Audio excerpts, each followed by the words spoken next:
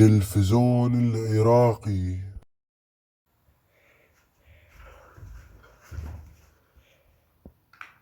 السلام عليكم.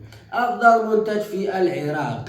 نبأت شركة الأنبار للتقييم أن أفضل منتج في العراق هو السيارة السايبر، والسبب في ذلك هو سرعتها التي تتجاوز 60، وهذا إنجاز إلى العراق.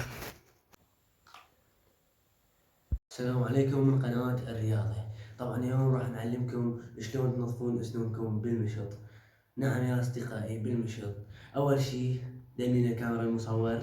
أول شي ايش راح تحط هذا المشط، وشرط إنه يكون المشط ممشط بشعرك مرتين. تحكي هيك ومبروك عليك، تكسرن سنونك. السلام عليكم، شلونك أستاذ؟ اسمك شي؟ شلون أمورك؟ أخبارك؟ شلون البرنامج؟ السلام، هلا أستاذ ترمز، والله برنامجكم كلش حلو، عجبني كلش.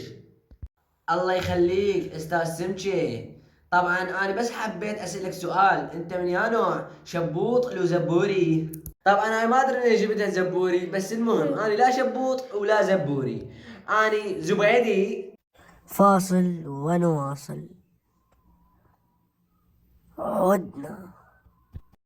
حبيت اسالك سؤال، شنو رايك باوضاع العراق؟